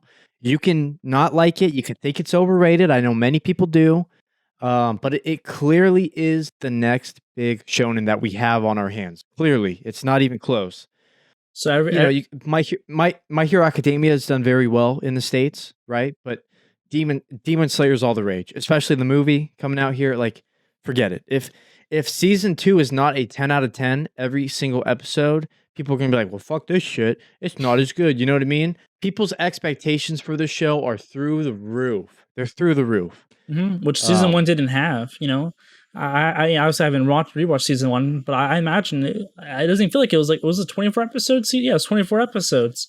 It was 2 cores. Yeah. Yeah. So like, I didn't remember it like, being super crazy each episode, but now since, we have all these huge expectations going into season 2, this huge snowball of just hype is going in. Now the situation between season 1 and season 2 are completely different. Season 1 is like no hype before it started, and then natural. But season 2 is like we're already going on in. Episode 1's got to go hard, and then every episode after that has to go hard as well, which is not the greatest way to go into a series. But it's season 2, so sometimes you got to kind of expect that, But the episode 19 was certainly the rocket ship that took it to the moon. And the movie, if you think that it's going to be overhyped, the movie certainly didn't help. That fucking crazy movie. I mean, after watching that, people are very, very, very, very much looking forward to a season 2. And I am too. I try not to let anything get overhyped, but I'd be lying to say I'm not really anticipating a second season. Mm-hmm. I don't know if it, honestly, I don't want to say it, but my most anticipated anime this year was Promised Neverland sequel. And look where that got you. Look where that got me. Look where that got me. And I guess now we can go into that conversation here. It's like, okay, the first season, super great for Promised Neverland. We both enjoyed it. Your anime of the year. And then with season 2, with all that hype, not even close amount of hype as Demon Slayer, but with even the little amount of hype we had, we go into like, okay, we're just expecting just a little bit of that. It doesn't have to be as good as season 1, but at least there's got to be something good. And then not even close. No, so like our bar honestly wasn't even that high for that show because you know, like oh okay. No, and honestly, I don't feel like we're guilty with this one because as I kept watching, I kept lowering my bar, and the show kept still failing to even meet the bar. And then we had that last batch of episodes, and it went off a cliff, as I said. Yeah, the bar fell. There's no bar anymore. You can't get any lower. Like, we're not trying to bend out anymore. You know, it's on the floor. You know, the game's over. But yeah, I was very hyped for that one. Let me down. You know what's funny? I'd like to talk about Attack on Titan. Because I think we've talked about this too, but sort of we've seen both ends here, right? We've seen Demon Slayer very hyped. Neverland was very hyped, but let us down, unfortunately. Attack on Titan's first season, if you guys remember, the peeps watching, this was like the biggest fucking show ever, right? Like when did was it 14? 13? 14? 14 sticking out to me in my head. 13. Hey, look at that, me in the middle. When the first season dropped, it was big shit. I mean, Attack on Titan still is, but the hype people had was through the roof. And when people watch season 1, they don't love it. And I think partially why they don't like it is because they hear, see, read Attack on Titan everywhere. It's part of the anime community at this point, right? And so people go back and watch season 1, and they're just like, "What the hell? It's okay, but it's not nearly on the pedestal people put it at." Unfortunately, I have a theory that a lot of people drop it after the first season, and I would understand why if it didn't hook you. But man, if you can make it to season 2, especially season 3, season 4, it's getting so good. It's so good. And now we've gone from a situation of a show being overhyped, which I would agree. Season 1 was overhyped. It was good. It was not as great as the industry and the fans made it out to be, right? Attack on Titan's inescapable. It was everywhere back then. In Japan, in America, it blew the fuck up. But the first season didn't live up to that hype, for sure. But now we have a situation where I feel like it's underhyped. Yes, this last season, a lot of people were talking about Attack on Titan. But think about how much more people would be talking about it if they had stayed on the bandwagon. You know what I mean? Yes, it was very hyped. Probably number 1 for fall season, right? People loved it. But I feel like it's not as hyped as it once was, and that's because people have fallen off, especially all the newer anime fans. I didn't watch this back in 2013. I watched it, I can pull up the dates here, but I watched it way later, right? 2017. So I remember thinking, that was Attack on Titan, okay. But at least I had the pleasure of having a season 2 out at that time. I went to watch season 2, and I'm like, ooh, it gets better. Think of all the people that, because from season 1 to season 2, there was years of gap. So think of all the people that watched season 1, didn't have a season 2. Eventually 2, 3, 4 comes out, but people are like, I watched the first season. It was all right. Too many episodes. Yeah, I mean, too many episodes, or, the episodes I did see didn't really captivate me. And I don't really blame those people. But yeah, it's weird. I think it's kind of crazy to say because it's such a important, monumental show. But I'd argue Attack on Titan's actually, underhyped right now. It's not hyped enough because it exploded years ago. It was super hyped up. And now only people that have stuck around, you know what I mean, are still watching it. A lot of people dropped off. But that's a really interesting one. And part of the reason that they lost that hype is the length between season 1 and season 2. They were almost asking for it by fucking, a 4-year gap between seasons. So which studio was kind of asking for it. But Attack on Titan's a really interesting show to bring up in this example. Yeah, I think you brought up another good point here is the gap between seasons is really important for a lot of these shows. Fucking killed it. Oh, true. Yeah. Because, Kobayashi. Think about Kobayashi, right? Kobayashi would probably be a lot more hyped if they didn't have like a 3-year. Granted, we know what happened with Kyoto Animation. I'm not blaming them for anything, right? Like, I understand why it's taken this long. But yeah, if you can get a season every year, that'd be ideal, I guess, right? Yeah, and like then we have like the opposite. We can have the exact opposite situation going on here, where there's just too many things. It's happening too often, you know. And that's how it's kind of feeling, maybe a little bit with, just a little bit with me with Boku no Hero. Like I really liked the first few seasons, where it's like 12 episodes. Next year we'll have another 12 banger episodes, and then next year we'll have another, you know. But then obviously it became 24 episodes, and then now we're at, 24 episodes every time. So I think that's why I originally liked Boku no Hero so much. I think that's why I had so much hype for us in it originally. It's like, okay, we got 12 episodes to start off with. Okay, next year we'll have another 12, but then they'll be all bangers. Next week here happens, bam, all bangers, 12 episodes. So like, okay, I like this format. Next year we'll have another 12 bangers, and then it's like, okay, we're having 25 episodes. Like, okay, if they're all bangers, I'll be happy. Half of it was bangers, and the other half was like, oh, yeah, okay. And the next season happened, and look at where we are now. Yeah. So it's like, sometimes if the show is formatted and paced in that kind of way, where it's, kind of just little nice little chunks you can get and enjoy, and then wait a little bit and go right into it. I really like that kind of format. You can have a little bit of hype, still have people give them enough time to be able to watch the previous stuff without, being like, okay, don't worry, next week there'll be another episode, and the week after there'll be another one, like something like with One Piece or Black Clover, when Black Clover was airing. It's like well, I'll let you talk about it before I go another tangent. No, go ahead. I know what I want to say.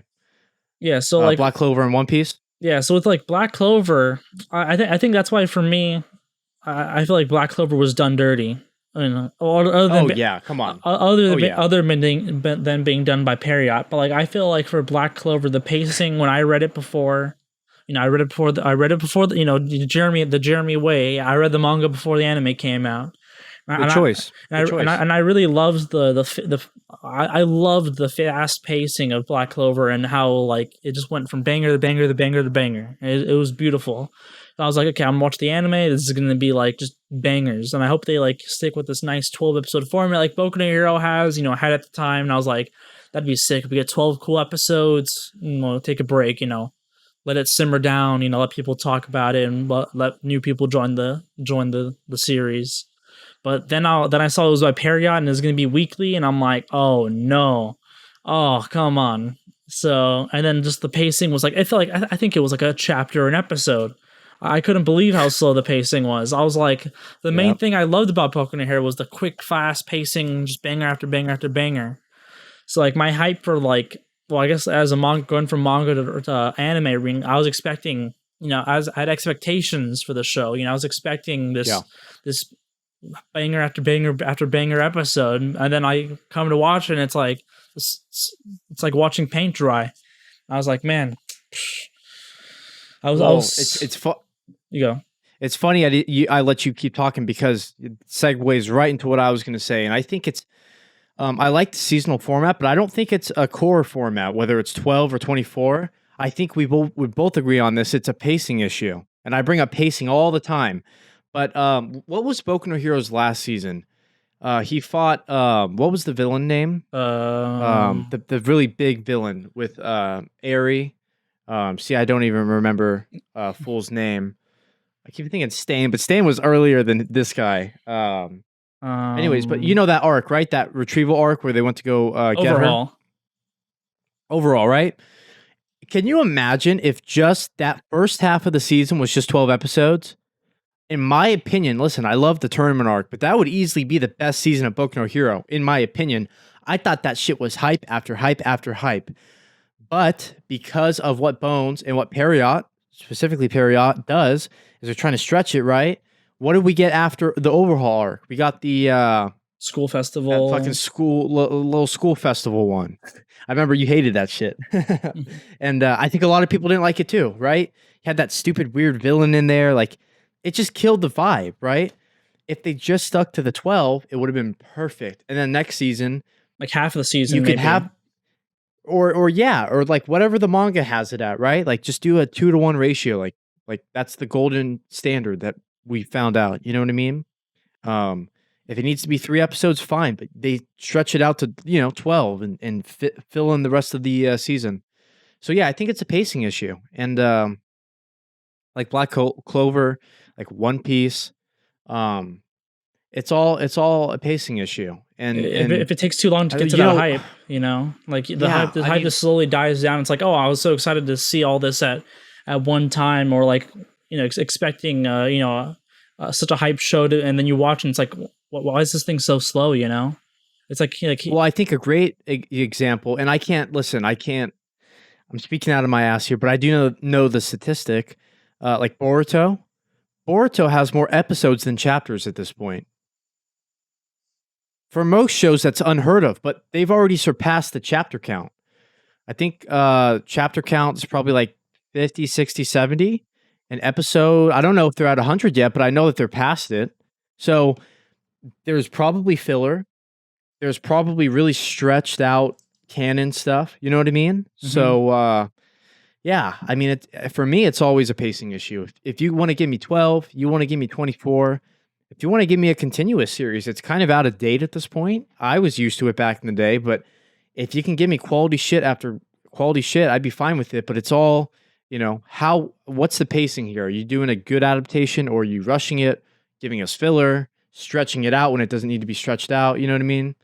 So what's the smirk for?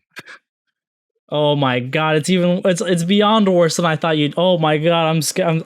I can't believe this. So currently, Boruto's at 60 chapters. You're pretty close on that. But what you're completely wrong off Is it over 100 already? It's at 208. Oh my god, it's worse than I thought. How's that possible? How is that possible? I guess you're running every week, but like, how can you stretch 60 chapters of original? Well, I guess maybe the manga's catching up to the anime or something. Like, are they doing a page an episode or something? Like, what kind of pacing is this? Now, I saw in the comments of the latest opening, they're like, "Oh, they're gonna get to this in the manga," and I just think it's funny. Like, the manga is on chapter 60. We're at, what'd you say, 190? 208.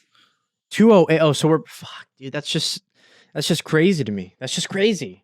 So lots of filler, lots of stretched out stuff. That's not the perfect adaptation. If I'm ever going to get into Boruto, obviously I'm reading the manga. If I'm ever going to get into Black Clover, I'll only, like, there's just shows where you're only going to read the manga because of how the anime was done, Mm-hmm. And like, and I guess that can also go into the personal hype. It's like, if you see something that's going to be 200 episodes, like, you gotta, obviously you're expecting that's a time investment, bro. Yeah, it's gotta be worth your time. It's gotta be something hype. It's gotta be something good. If you see like people talking about like how great Demon Slayer is and how it's the greatest thing of all time. I mean, you watch the first season, it's like 24 episodes of, I'm just saying in a hypothetical 26, world, 26. You watch and you're like, oh, these 12 episodes were fantastic, but some of these episodes were a little bit slow. I don't see why everyone was going so crazy over it. Sometimes those kind of expectations and saying all this kind of stuff. Some episodes obviously might like in episode 19 are masterpieces and all that kind of stuff. But just because one episode or a few episodes is a masterpiece doesn't mean everything else is now just like a high quality or something like that. And I think when people hear of like, oh, this episode's a masterpiece, now they're expecting like everything before and everything after are now gonna have to be compared to that high quality, which might really bring it down the quality to some people. What do you think it's funny. I think in a lot of media, pacing doesn't really matter, like movies or like maybe books or most TV shows or like American stuff. But when it comes to anime, because it's being adapted from manga, I think pacing is so important, dude. And like you said, episode 19 of Demon Slayer, hype. Not every episode is going to be like that. And I'm fine with that. As long as I'm still invested in the story, we'll get some of those hype moments later on.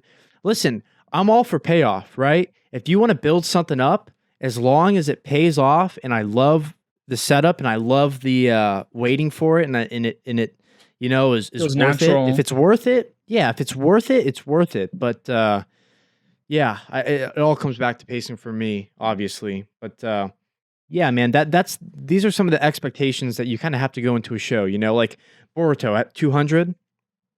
It's gotta be some. Congratulations, you made it 700 episodes between Shippuden and actually was Shippuden 700 on its own? No, it was in total. No, everything. It was in total, right? So it was like 500. Shippuden was like 5. Yeah, 500 the original series. So congratulations, you made it 700 episodes into Naruto. Now you got another 200 with Boruto. You know what I mean? So it's all about managing expectations and kind of knowing what you're getting into.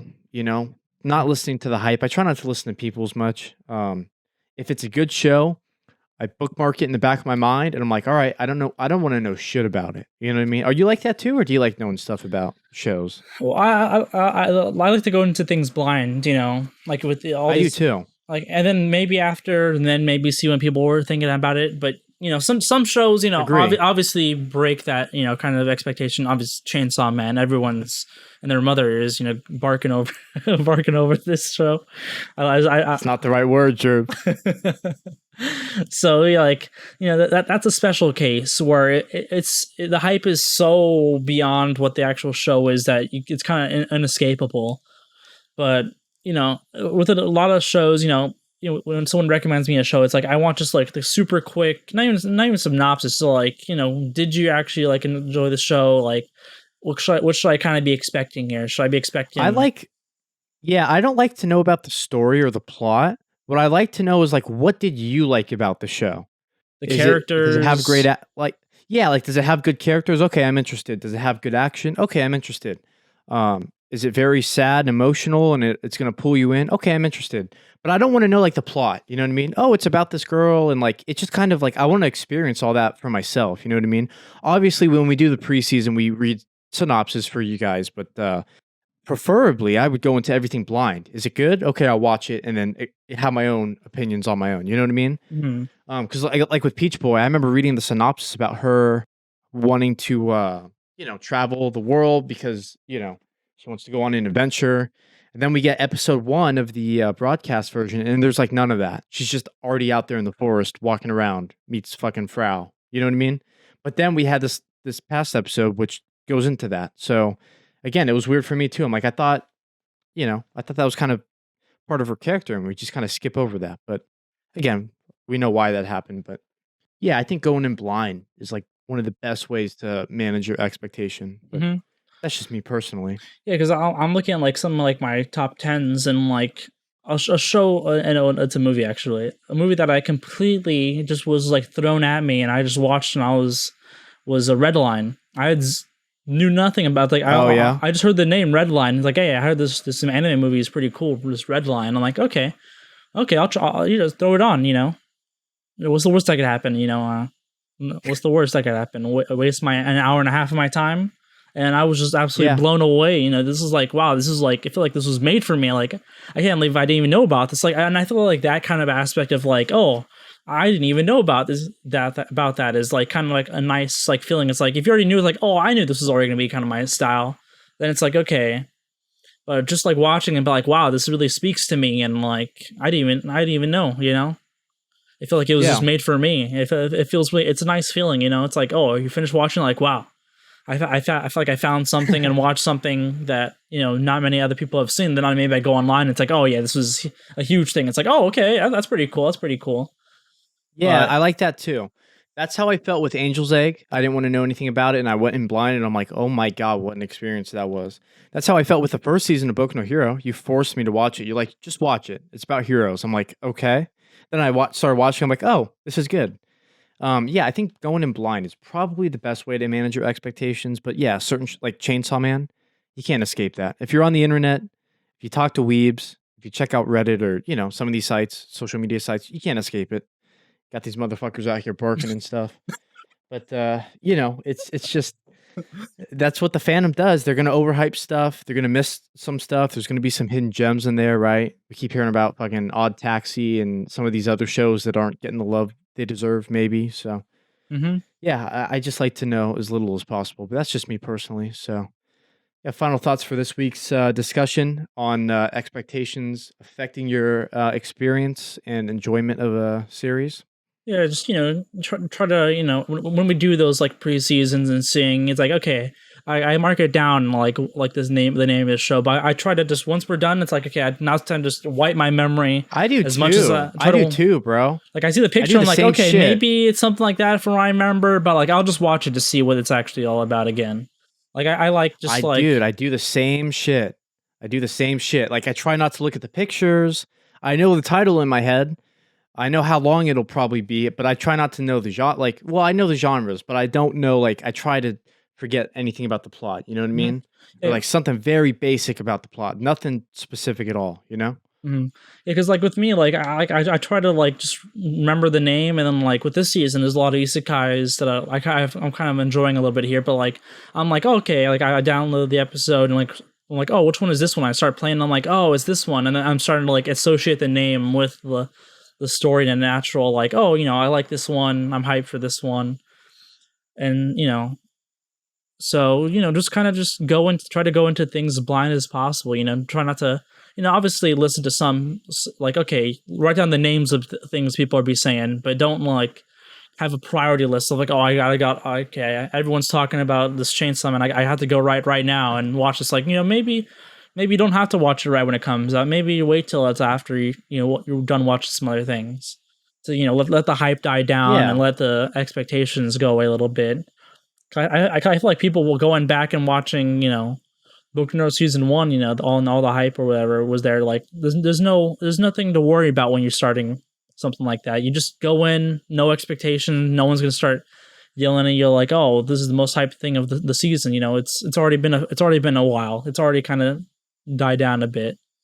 Get to relax and just enjoy a show for being a show, not just for what people say. You're not caught up in the hype. You know what I mean? Mm-hmm.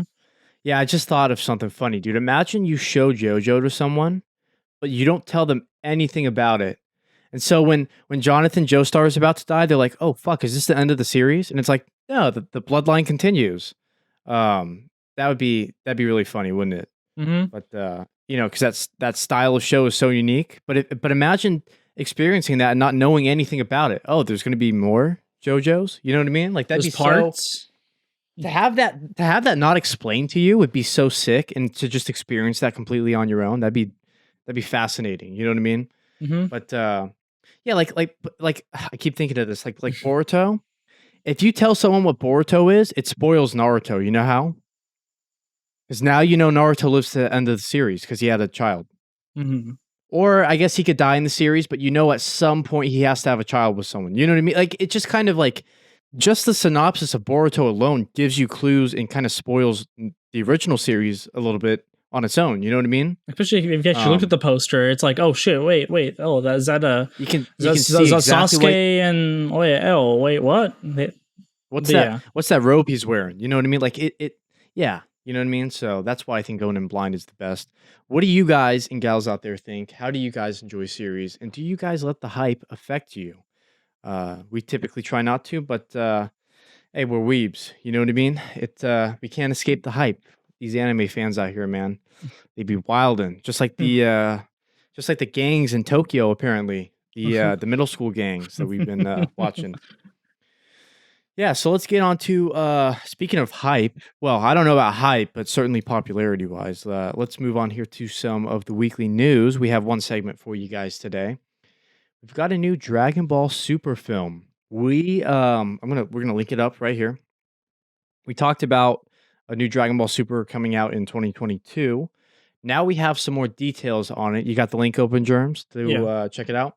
Yeah. Yeah, so they have a fantastic title for this. It's going to be a movie. It's going to be Dragon Ball Super Superhero. Beautiful title. Just for to be clear, I didn't watch Super. You didn't watch Super. Right? I watched the last episode.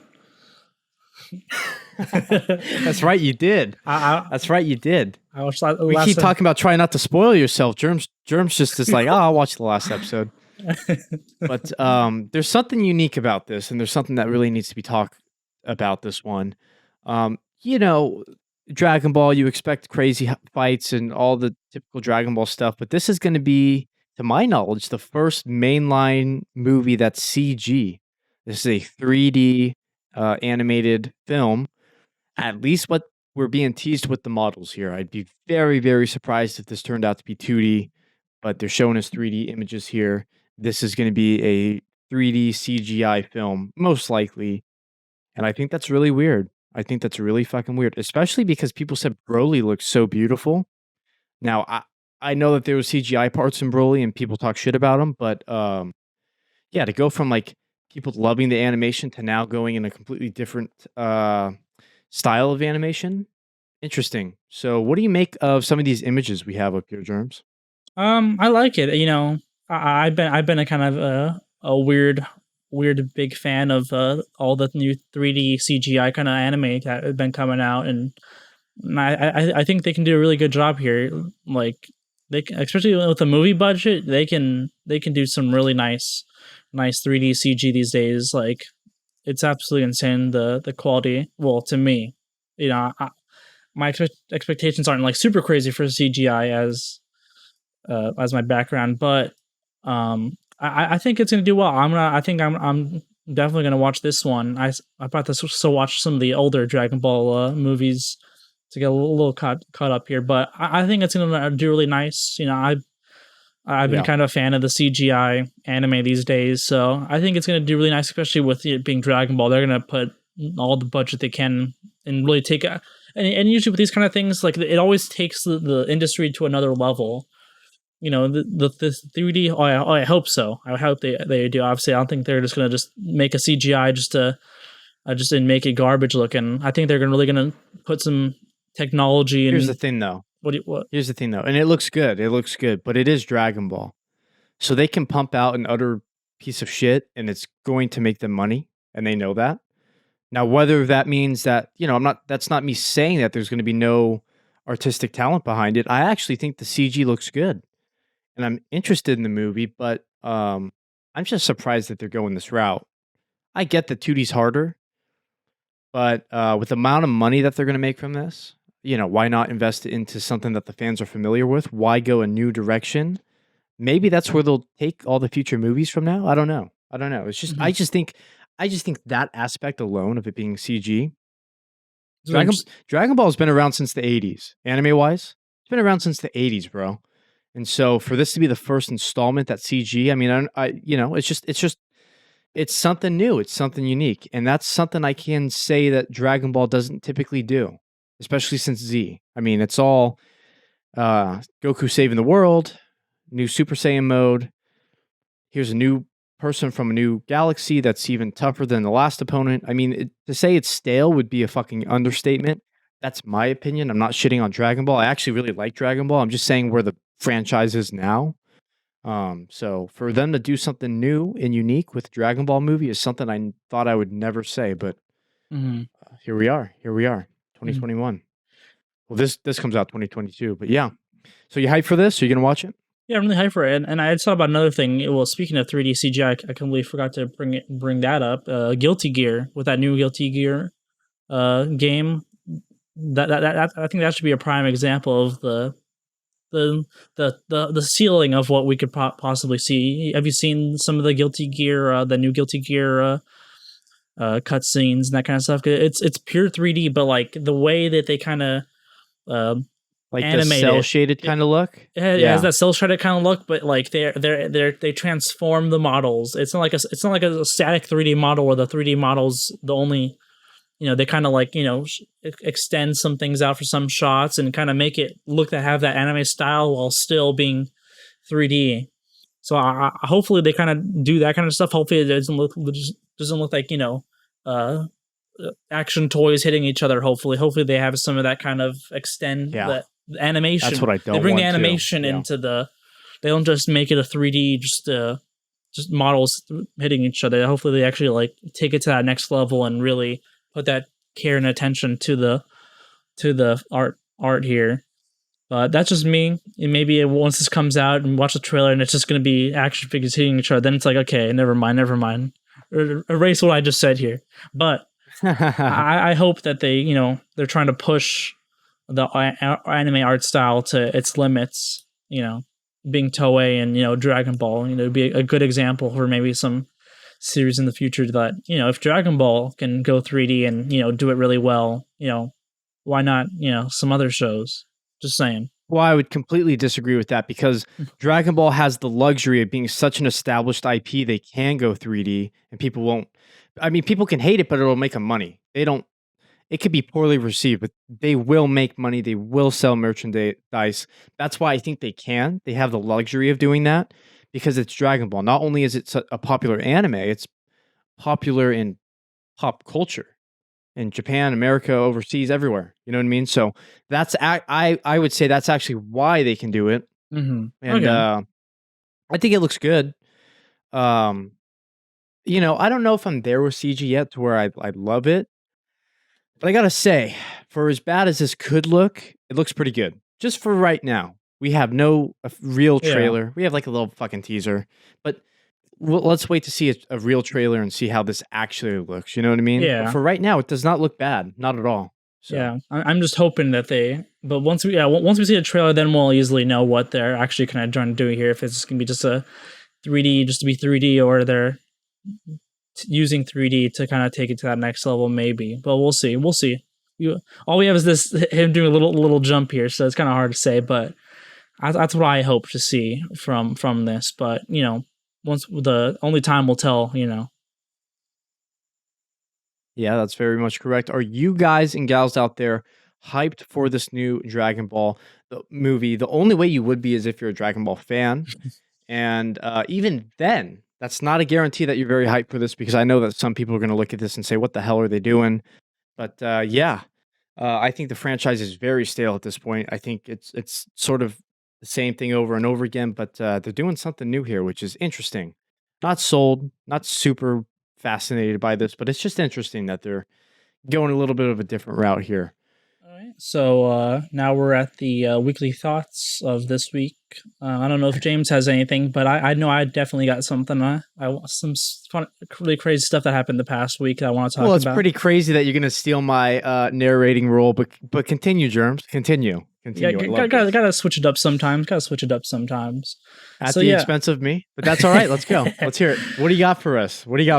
Yeah, so I went to go visit old coworkers last week to just play some games, drink some beers, catch up and all that kind of stuff.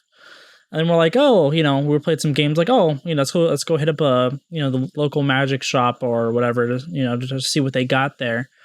And wow, what an absolute crazy, wild find of a place I met. I'd never seen a place so crazy. So, it's a little bit more... To be clear, I just want to be clear just to anyone watching.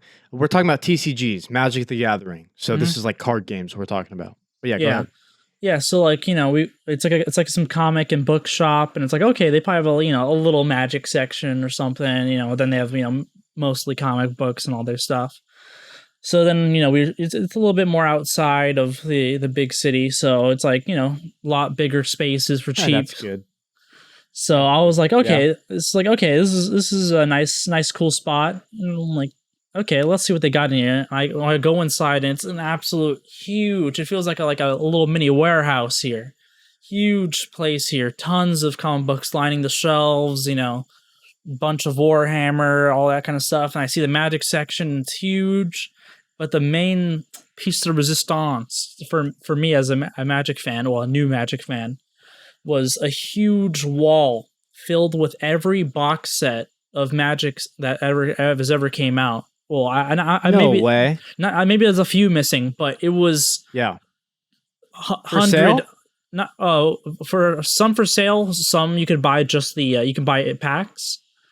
Oh wow! So like I saw everything, Ice Age. I saw like all the booster boxes, all the booster boxes, open and ready to get the packs out. Yeah, how back did they go? Like back to the 90s? Yeah, I think I wouldn't be surprised if it was like some of the originals. Maybe not the first few, but like really like old older stuff. It's like nice. Sometimes it would show like the price per pack and like price per box. Like sometimes like for the old some random newer ones like $4, $5 a pack, $6 a pack, $120 for the box. But then you see some of these and it's like $250 per pack. And it's like it's like, oh my god, that's like more vintage Magic. So harder to find shit. Yeah, so it was just crazy seeing these hundreds of Magic sets. You know, I never thought I would. I've heard the names of some of these sets, but it's just like seeing hundreds. But you've never gazed your eyes upon them. Yes, and it was a really cool experience just being able to see hundreds of these sets and all these. You know, I can just pick one up. You know, it's a little more expensive. Some of these like $25 a pack, $250 a pack. You know, whatever. But it's like just just seeing them is like the like an opened, you know, because you watch these videos and like all these collectors and traders like, oh, look at this classic set of fifth edition here, and it's like still sealed up, and you know they're never going to open that. But just seeing all these open boxes and just like, oh, if I had some extra money, I can just open up a pack of something really old. But just the crazy part for me also was seeing just like the small little corner of all the most like recent sets, and it's like that's where I am. I'm that little set there compared to this huge history. So like just seeing that, like just literally just seeing that. Welcome to TCGs and welcome to Magic specifically. Yeah. So biggest TCG out there. Yeah, so I think that was just a really cool experience. I'll have to take you out there. It's a little bit of a drive, but it was just such a cool experience just seeing so many different sets and just like, oh, you want to go let's pick up a few packs of these and play a little game or something. And it felt so just cool just seeing so much history. Like, oh, wait, where do we want to go today? And so I thought that was a really cool thing and just a really cool shop. And also, they had like a really cool comic book, and obviously they had a really cool comic book section. But right, I was just looking around, but I also saw a little manga section, and I was like, oh, okay, hey, look at that! That's rare to find in a comic book store or like a comic shop that also has like role playing games such as Warhammer, and then like TCGs. Like typically, it's all like like American stuff in there, so it's very rare to find like fucking manga and shit in there. You know what I mean? Yeah, it's really cool to see. Yeah, because it's like a bigger shop, so it's really cool that like they didn't fill it just with comics; they put a lot of other cool stuff. And I was able to find some really a little bit more obscure or like harder to find series that you see online. It's like, oh, these books are like not crazy expensive, but I did pick up a few volumes of some really hard to find stuff that I was like, oh wow, this has like a omnibuses or volumes. Like, oh okay, that's cool. So I picked up volume 2, 3, and 6 omnibuses of Oh My Goddess. Wow. Mm-hmm. After we watched it, I didn't think you'd be interested in it anymore, but that's cool to see. Yes, like they were just the cover price of like $25 or whatever. When I look online, it's like $100 or like $50 plus. Well, these motherfuckers are reselling manga for a ridiculous amount. Well, sometimes it's a little bit like this. Oh my god, it kind of makes sense. It's a really old series. Yeah. So it's that makes sense. But yeah. But some of these people fucking know when they go out of print, and they know it's a very popular series.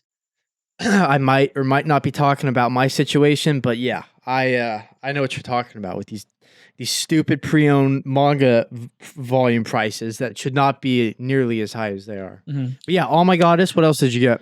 That was mostly just it. So then I got those. So I got 2, 3, and 6. So I'm missing 4 and 5. And then I went on eBay, and luckily Volume 1 is really. Well, what about 1?